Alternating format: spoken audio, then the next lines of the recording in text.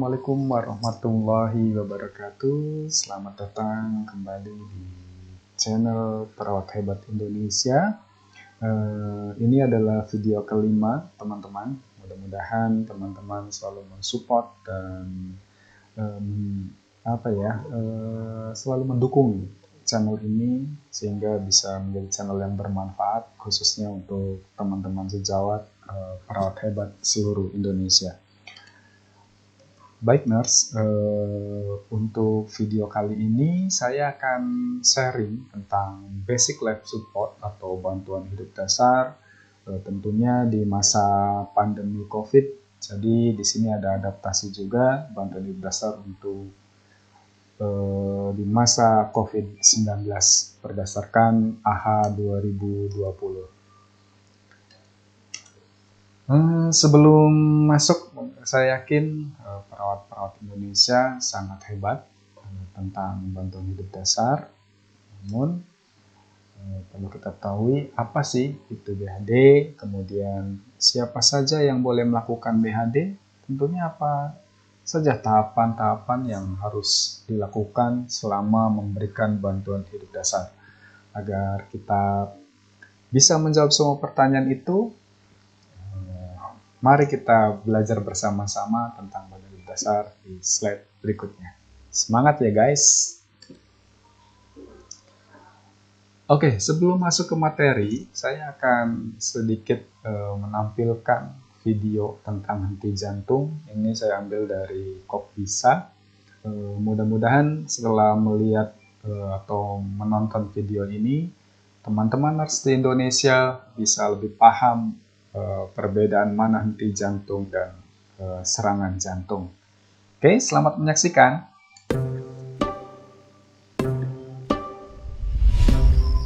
Mau lagi tiduran di kasur, lari sore keliling komplek, atau pas lagi duduk bareng si dia, ada satu organ tubuh yang selalu kerja 24 jam, non-stop.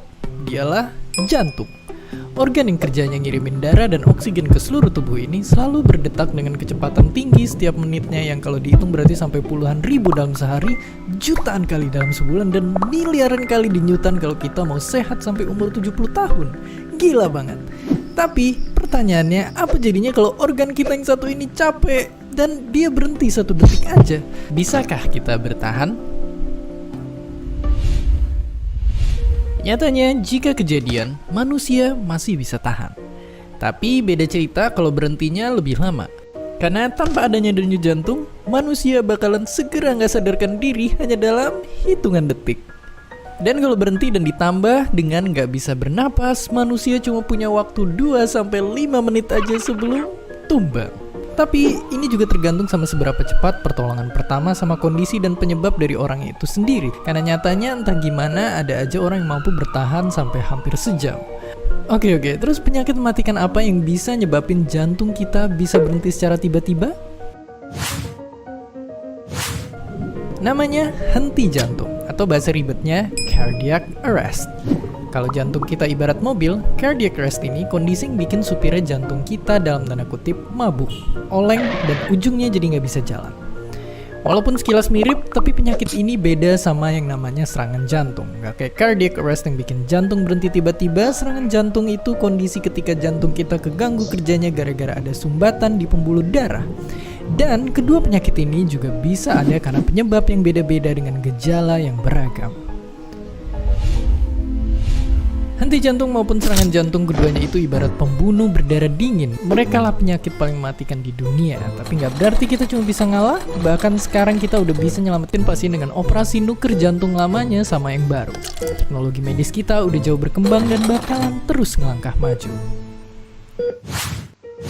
Oke, sekarang kita tahu tanpa jantung hidup kita akan berakhir dengan cepat. Makanya mahamin apa aja yang bisa bikin jantung kita sakit itu penting banget. Apalagi dengan gak sering-sering bikin jantung kita kerjanya jadi makin berat. Dan seperti biasa, terima kasih. Oke nurse, setelah nonton video tadi, jadi kita mulai paham ya perbedaan henti jantung ataupun serangan jantung. Jadi yang punya jantung tetap jaga ya, meskipun ditinggal nikah sama mantan. Oke, di slide selanjutnya kita akan membahas apa sih itu bantuan hidup dasar, bahwa bantuan hidup dasar itu adalah penanganan awal pada pasien yang mengalami henti jantung dan henti napas. Di sini ada poinnya adalah henti jantung dan henti napas. Istilah yang sering kita kenal dengan RJP. Apa sih sebenarnya RJP itu, atau resusitasi jantung paru? Itu merupakan gabungan tindakan penyelamatan pernapasan atau bantuan napas dan kompresi jantung luar atau yang kita kenal pijat jantung. Kira-kira apa penyebabnya dari henti jantung itu sendiri? Bahwa penyebab henti jantung itu banyak sekali. Salah satunya adalah bisa penyakit jantung. Misalkan korban tersebut atau pasien tersebut punya riwayat sakit jantung seperti ada sumbatan, terus punya aritmia yang mengancam nyawa, dan sebagainya. Selain itu juga ada karena tersengat listrik, terus tenggelam, serta shock, dan masih banyak lainnya. Sedangkan penyebab korban itu henti napas, salah satunya bisa karena adanya sumbatan benda asing. Misalnya nggak sengaja kita lagi main koin ternyata ketelan, dan akhirnya koin itu menyumbat saluran pernapasan. Lidah jatuh ke belakang. Pada umumnya pada pasien-pasien yang tidak sadar, resiko untuk lidah itu jatuh ke belakang dan menyumbat saluran pernapasan itu bisa terjadi. Nah, untuk aspirasi, seperti pada pasien kecelakaan, misalkan dia terjadi perdarahan di mulut sehingga banyak cairan darah yang masuk ke saluran pernapasan. Kemudian juga bisa juga karena kesedak. Baik, Nars, dari grafik di sini kita bisa melihat di mana angka 0 sampai 100 itu menunjukkan presentasi keberhasilan kita dalam melakukan pertolongan atau bantuan hidup dasar. Sedangkan 0 sampai 10 menunjukkan waktu dalam menit.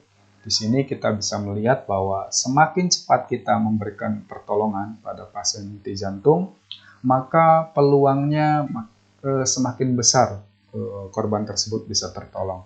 Begitupun sebaliknya, jika kita lambat atau telat memberikan bantuan, peluang untuk angka keberhasilannya sangat sedikit.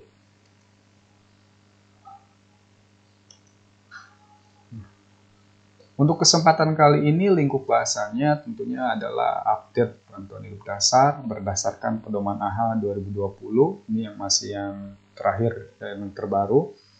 Sebelumnya 2020 ini ada beberapa perubahan, terutama ketika kita menghadapi situasi pandemi ini, sehingga AHA menerbitkan adaptasi BHD pada masa pandemi COVID-19.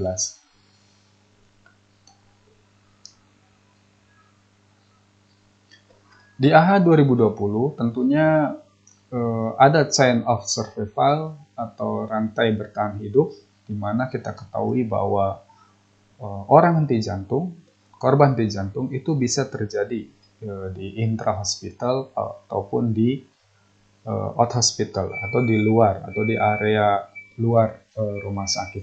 Di AHA 2020 ini, rantai bertahan hidup diupdate menjadi ada penambahan, yaitu menjadi 6, yaitu seperti pemulihan. Seperti yang kita ketahui, apabila pasien dari tata laksana awal mulai dari ditolong sampai dengan masuk ke unit khusus seperti ICU, maka di AHA 2020 penambahannya itu berupa pemulihan pada pasien-pasien yang post henti jantung dan dia bisa diselamatkan. Ketika pulang di rumah, maka itu pun juga menjadi perlu dilakukannya observasi lanjutan. Di guideline AHA 2020 ada beberapa urutan yang biasa kita kenal dengan DRS CAB, di mana D adalah danger, yaitu bahaya, R-nya adalah respon, S-nya adalah search for help atau meminta bantuan, sedangkan C adalah sirkulasi, A-nya airway atau jalan napas, dan B-nya adalah breathing ataupun pernapasan. Untuk lebih detailnya kita tetap fokus ya di slide selanjutnya. Baik, Nars. Hal yang pertama kita bahas adalah sebelum kita memberikan bantuan hidup dasar berupa RJP, maka yang perlu diperhatikan adalah satu, dangers. Setiap kata dengar dangers, kita harus ingat 3A. A-nya apa aja sih? A yang pertama adalah aman penolong. Jadi sebelum memberikan bantuan, pastikan kita dalam posisi aman. Baik. A yang kedua yaitu aman lingkungan. Perhatikan lingkungan sekitar di mana korban kita temukan, apakah aman untuk dilakukan pertolongan. Misalkan, korban ditemukan di gedung yang terbakar ataupun korban kecelakaan, di mana di jalan raya masih banyak mobil yang lalu lalang. Jangan sampai saat kita ingin memberikan bantuan malah kita yang menjadi korban. A yang ketiga adalah aman korban. Setelah semuanya aman, maka langkah berikutnya adalah melakukan cek respon, yaitu cek respon korban. Gimana sih cara cek respon korban? Yaitu bisa dengan teriak, panggil nama. Bu, buka mata, ibu namanya siapa? Bisa sebutkan nama. Kalaupun tetap nggak ngerespon, kita bisa lakukan tepuk bahu berkali-kali. Apabila tetap nggak respon, kita bisa menggunakan stimulus nyeri. Nanti di sini kita bisa ngelihat respon korban, apakah berespon terhadap suara, atau dengan nyeri, ataupun memang sama sekali pasien ini sudah tidak sadar atau tidak berespon. Dalam hal ini perlu diperhatikan adanya tanda-tanda cedera leher ya. Jangan sampai apa yang kita lakukan malah memperburuk kondisi korban. Setelah kita cek respon, maka selanjutnya adalah kita minta bantuan. Setelah dipastikan pasien ini tidak sadar, maka langkah berikutnya adalah minta bantuan. Bagaimana caranya minta bantuan? Yaitu kita bisa dengan teriak. Teriak lingkungan sekitar, tolong ada korban tidak sadar, minta panggilkan tenaga medis atau minta panggilkan ambulan. Kemudian saya yakin di zaman modern seperti ini, semua orang memegang handphone, jadi kita bisa menggunakan handphone untuk menghubungi line emergency atau menghubungi teman kita untuk meminta bantuan. Apabila yang kita hubungi ternyata orang yang berkompeten, maka kita bisa meneruskan dengan cara loudspeaker, kemudian kita dengarkan perintah dari teman kita tersebut dan kita menjalankannya sambil memberikan bantuan. Yang harus menjadi perhatian di saat minta bantuan adalah kita harus tetap bersama korban. Jangan sampai kita meninggalkan korbannya ya. Langkah berikutnya adalah kita masuk di tahap sirkulasi, di mana tahapan ini kita harus melakukan cek nadi dan napas secara bersamaan kurang dari 10 detik. Seperti nurse kita semua ketahui bahwa kenapa harus kurang dari 10 detik? Bisa jadi pas kita rabat ternyata memang korban ini atau pasien ini mengalami bradikardi sehingga yang sebenarnya memang masih ada nadinya karena kita terlalu cepat memutuskan sehingga kita melakukan tindakan yang tidak tepat.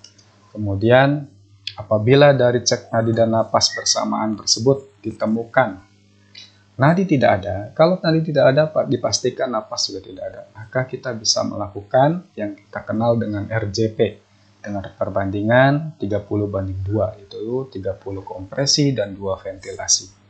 Namun apabila kita menemukan korban, napasnya tidak ada dan nadinya ada, maka kita bisa melakukan 1 ventilasi tiap 6 detik atau sekitar 10 kali per menit. Gambar di samping menunjukkan lokasi kita untuk mengecek nadi karotis, denyutan jantung. Maka mangga kepada seluruh penonton video ini coba kita latihan cek apakah nadi kita masih ada atau enggak. Kalau memang nggak ada, segera datang ke UGD ya. Oke. Di AHA 2020, penolong awam tidak terlatih tidak dianjurkan mengecek nadi, tapi hanya dianjurkan untuk melakukan hands-only CPR. Jadi lakukan langsung kompresi saja kalau memang pasien ini sudah dipastikan sudah tidak sadar. Karena Kombinasi kompresi dan ventilasi dapat membingungkan penolong awam. Seperti yang terlihat pada gambar, nanti bingung bagian mana yang harus dilakukan kompresi dan bagian mana yang harus dilakukan ventilasi. Mudah-mudahan perawat Indonesia tidak ada yang melakukan seperti ini ya.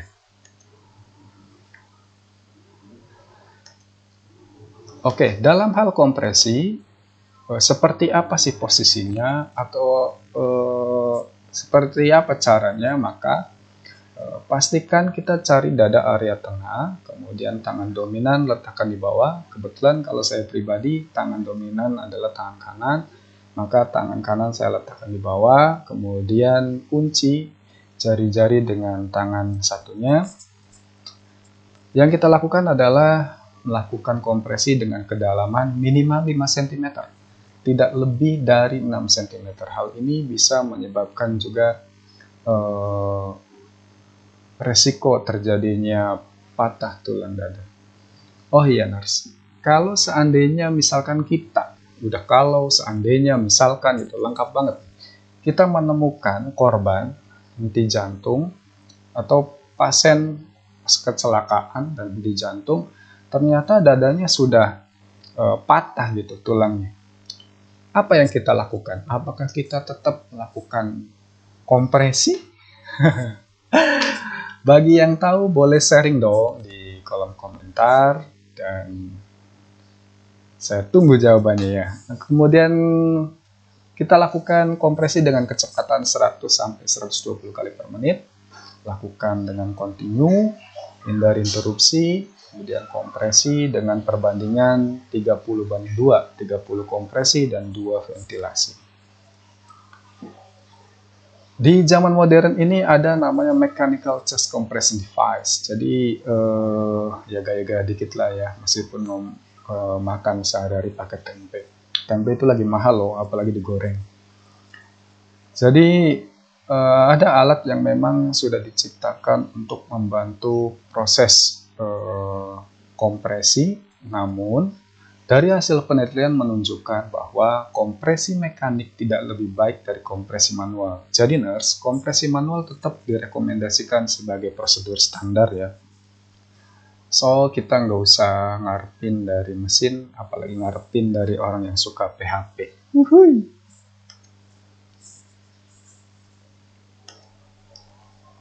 Ini adalah teknik RJP pada kehamilan. Ini hanya sekilas saja ya. Kenapa harus tampilkan? Karena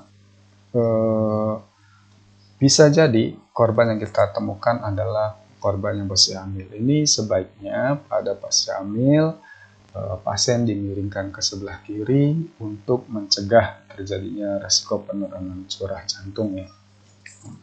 Untuk lebih detailnya, mudah-mudahan nanti insya Allah kedepannya saya akan membuat video tentang resusitasi pada ibu hamil, pada bayi, dan pada anak. Mudah-mudahan terrealisasi ya. Mohon dukungannya, nurse. Setelah melakukan kompresi, maka langkah selanjutnya adalah di airway, yaitu jalan napas. Yang harus kita lakukan adalah ada 2 teknik, yaitu head tilting lift, yang dapat dilakukan dengan cara angkat dagu, kemudian tengadahkan kepala, kemudian kita baru bisa memberikan bantuan napas. Kalau memang ada benda asing, ya bisa kita ambil.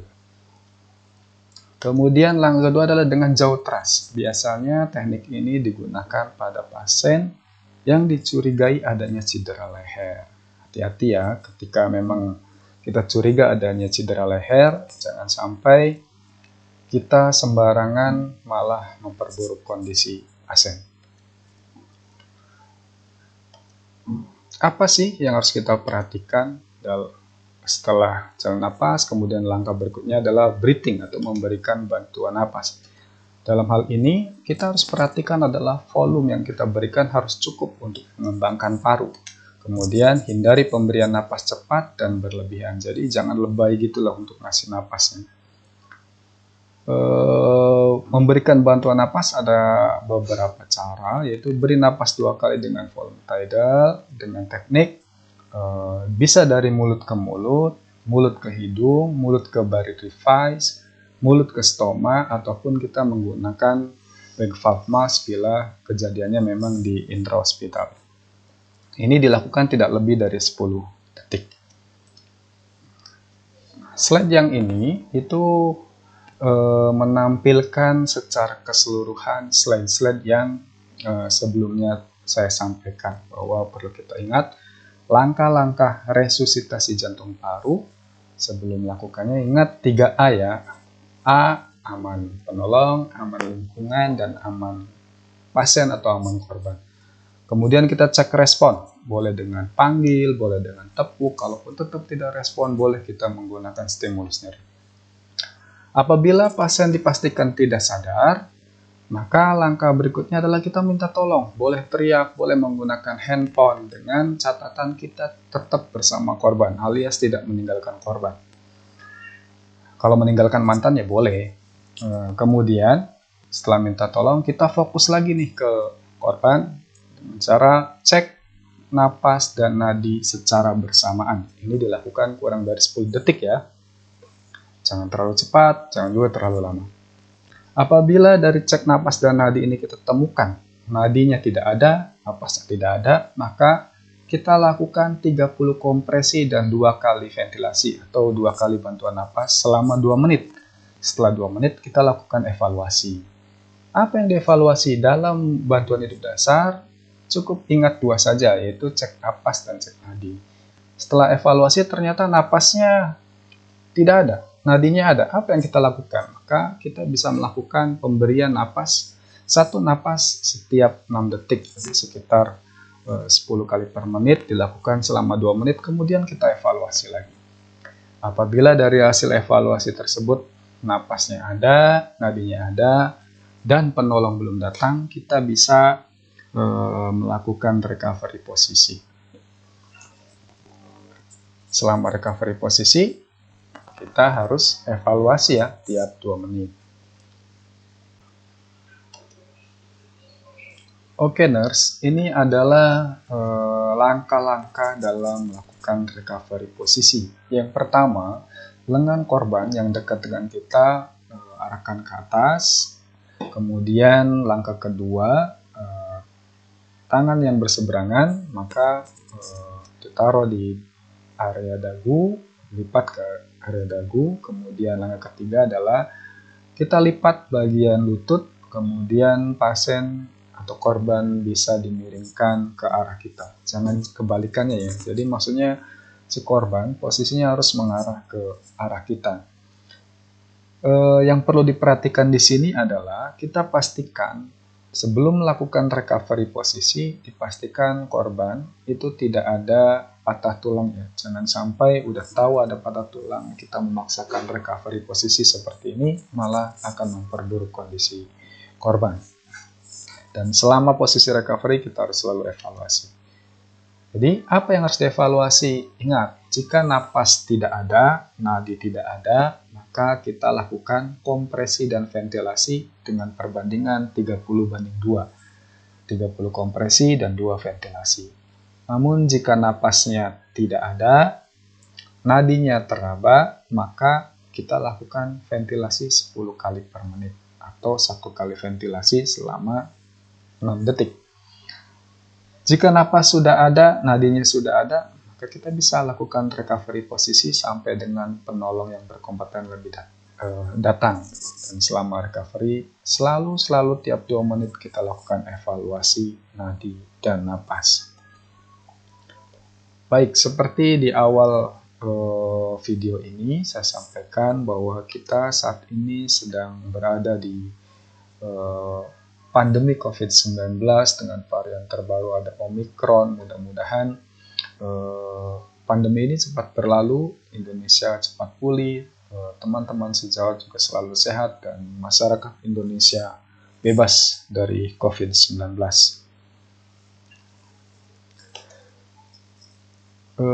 Untuk CPR pasien dewasa di era COVID-19 ini, maka langkahnya hampir sama, cuma di sini ada beberapa langkah yang ditambahkan, seperti untuk penolong kita menggunakan masker, dan untuk korban apabila kita punya masker kita pasangkan, ke korban. Kalaupun memang nggak ada masker, bisa kita menggunakan kain. Nah, selanjutnya kita hanya melakukan kompresi saja atau tidak ada bantuan napas.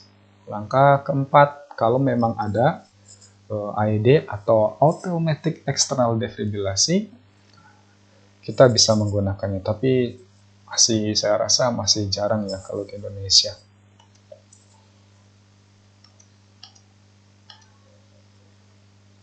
Ini adalah langkah-langkahnya. Yang pertama, seperti biasa ingat 3A, kemudian cek respon, kaji napas secara visual saja. Kita lihat aja napasnya bagus enggak atau tidak ada atau napasnya kurang bagus gitu. Kemudian kalau memang pasiennya ternyata tidak sadar, jangan lupa kita pakai APD, dalam hal ini masker.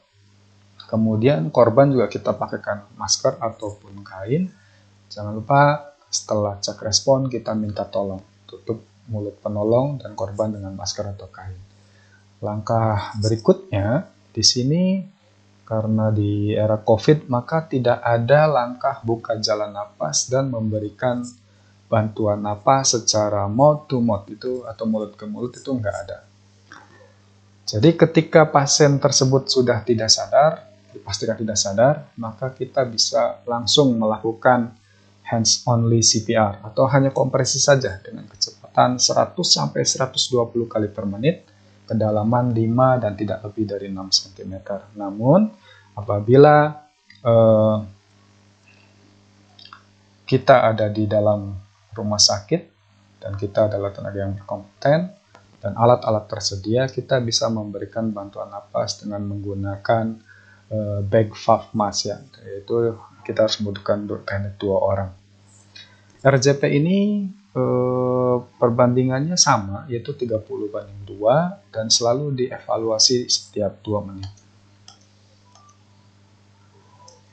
Apabila korban ditemukan atau pasien ditemukan di ruang perawatan, maka kita tetap melakukan CPR sambil mengaktifkan code blue.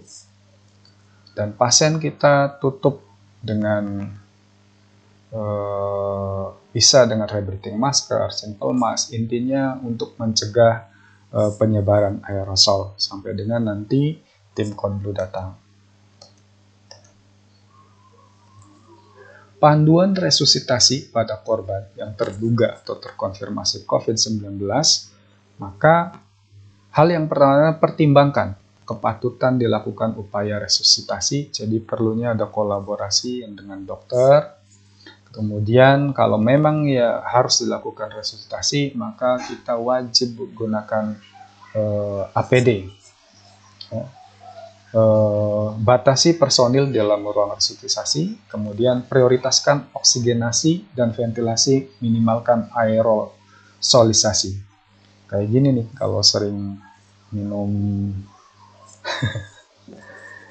minum kopi, minimalkan aerosolisasi. Nah, itu gunakan HEPA filter pada semua ventilasi, baik pada pasien yang terintubasi ataupun pada pasien yang terpasang ventilator mekanik. Apabila intubasi tertunda, maka gunakanlah atau pasang jalan napas supraglottis.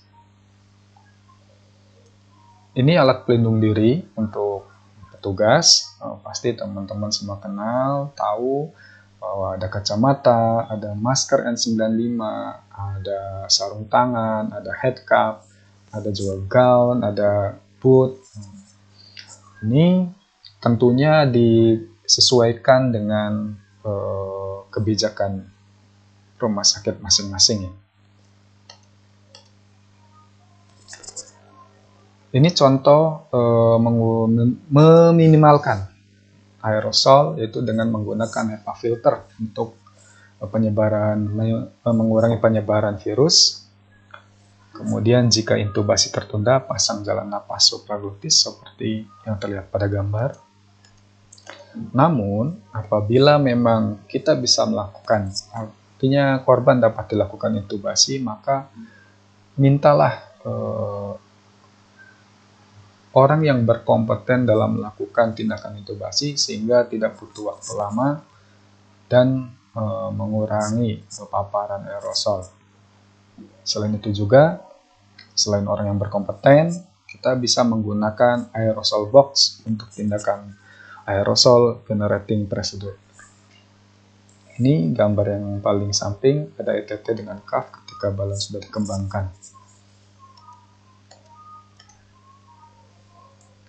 Terus gimana nih nurse kalau memang misalkan pasien COVID posisinya sedang prone position atau telungkup? Kalau pasien tersebut mengalami henti jantung, apa yang kita lakukan? Apakah kita bisa melakukan kompresi dengan prone position? Kalau yang tahu boleh sharing di komentar ya. Ditunggu. Intinya sih bisa ya, dengan prone position ada teknik-tekniknya. Nanti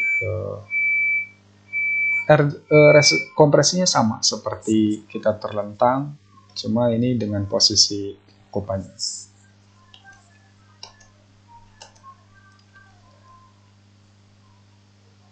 Ini adalah dari Perki, yaitu resusitasi jantung dan paru pasien COVID-19 di rumah sakit. Jadi di era COVID ini kita tidak ada, pertama pastikan dulu henti jantung. Kalau memang ada henti jantung, tidak ada, kita memberikan bantuan napas langsung ya. Apabila terjadi di dalam rumah sakit, tentunya kan tersedia alat-alat bantuan napas seperti yang kita kenal Hambu bag, gitu, bag itu kan merek ya. Kita bisa menggunakan itu. Ketika kita menemukan pasien dipastikan henti jantung, maka kita mulai RJP saja dengan APD minimum sambil menunggu nanti tim Kodlu datang. Kalau memang ada defib dan membutuhkan, bisa melakukan defib. RJP di nomor 4 bisa diwajibkan menggunakan APD. Kemudian apabila pasien tertolong, kita bisa kirim ke layanan intensif. Tentunya insentif, tanggal tua ya. Tentunya ke intensif khusus COVID untuk mendapatkan pelayanan lanjutan. Dan di sini yang perlu diperhatikan adalah ketika pasien sudah dipindahkan ke area intensif, maka kita harus membersihkan dan dekontaminasi area yang sebelumnya. Kemudian kita lepas APD dan segala macam yang menempel pada tubuh kita ke tempat yang telah ditentukan. Dan terakhir, jangan lupa cuci tangan. Udah pada bisa kan untuk cuci tangan 6 langkah? Ada 6 langkah atau 7 langkah ya? Oke. Kapan resusitasi jantung paru ini dihentikan? Ada beberapa hal yang harus diperhatikan. Pertama adalah ketika adanya denyut nadi atau penderita sudah bernapas kembali, maka kita bisa menghentikan RJP dengan observasi ketat, yaitu dengan evaluasi. Kemudian apabila bantuan telah datang atau orang yang berkompeten sudah datang, kita bisa menghentikan RJP. Ada tanda kematian yang jelas, kemudian penolong kehabisan tenaga. Ketika kita sudah nggak ada lagi tenaga untuk melakukan kompresi, ya sudah, RJP bisa dihentikan, tapi jangan dijadikan alasan utama bahwa kita sudah kehabisan tenaga. Yang kelima, bila dilanjutkan akan membahayakan penolong. Contohnya, misalkan kebakaran di dekat penolong, itu akan membahayakan penolong, jadi kita bisa menghentikan RJP. Henti jantung lebih dari 30 menit. Kontroversial. Pengalaman saya selama bekerja, misalkan resusitasi di ruang intensif, setelah 30 menit dan tidak ada respon, kadang keluarga masih belum ikhlas, masih minta dilakukan kompresi, ya kita lakukan saja.